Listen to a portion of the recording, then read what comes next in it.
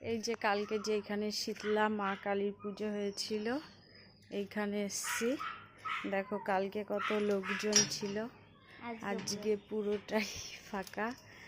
আর আজকে দুপুরের পুজোটা আমিই দেবো, যে আমার মেয়ে তালা খুলছে এখন। তো চলো আমাদের মাকে দর্শন করো তোমরা। বলে দিয়েছি, এই দেখো আমাদের মা, দুই মা বসে রয়েছে, কত সুন্দর লাগছে দেখতে।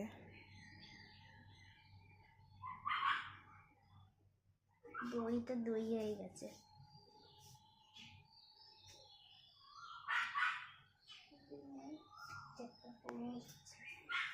চলো আমি এখন পুজো দিয়ে নেই, তারপরে দেখাচ্ছি। মন্দির পুরো মুছে পুরো গুছিয়ে আমি কমপ্লিট করে ফেলেছি। দেখো এখন পুরো পরিষ্কার করে ফেলেছি আমাদের মন্দির। এখন পুজো দিলেই হয়ে যায়।